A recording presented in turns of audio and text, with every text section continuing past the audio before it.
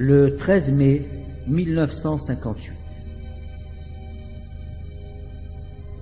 C'était pour rendre hommage à 3 soldats français qu'Alger la Patriote s'était mobilisé au pied des escaliers du monument aux morts lorsqu'un parachutiste a crié haut et fort « Moderne Bastille ».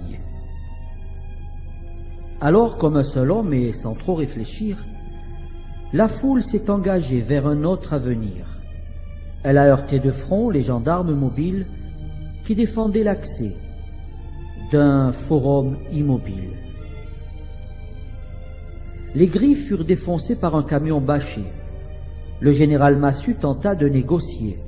Sur le toit du forum, un drapeau déployait les couleurs tricolores aux yeux du monde entier. Dans le ciel algérois, des papiers s'envolaient, au milieu des odeurs de Méditerranée. Les bombes lacrymogènes faisaient pleurer de joie une foule impatiente de gagner son combat. La bataille s'arrêta quand les parachutistes dépêchés sur les lieux pénétrèrent sur la piste, remplaçant les gendarmes face aux manifestants. Ainsi fut évité un affreux bain de sang. Là-haut, dans les bureaux, une réunion d'urgence, rapidement mise en place pour sauvegarder la France, créa un comité que l'on rendit public « La République est morte, vive la République ».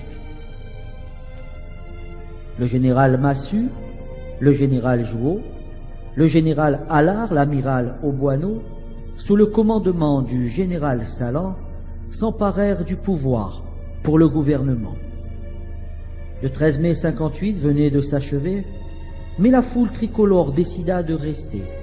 Sur la place du Forum, elle a passé la nuit avec l'espoir au cœur de sauver l'Algérie.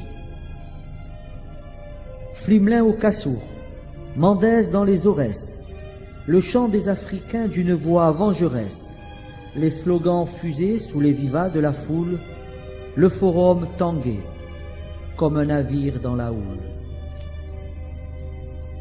La ville blanche, totalement paralysée, attendait impatiemment un geste de l'Élysée. Ce fut l'île de Beauté qui entra dans la danse comme sa sœur algérienne, sans aucune violence. Lorsque Radio Alger annonça la nouvelle, l'arrivée au pays de M. Jacques Soustelle, la ville blanche coloria ses joues de tricolore, car l'ancien gouverneur revenait à bon port. Le pavois des balcons aux couleurs de la France chantait une Marseillaise au parfum d'espérance. Le forum surchauffé se faisait trop petit quand Soustelle a lancé « Algériens, mes amis ».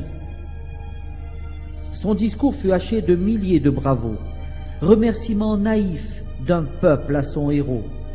Puis la nuit est venue suspendre l'allégresse, mais la journée prochaine était pleine de promesses. Le général Salan, sans savoir trop pourquoi, a appelé De Gaulle au soleil d'autrefois. Mais l'événement du jour nous vint de la Casbah qui rejoignait enfin tout le peuple algérois.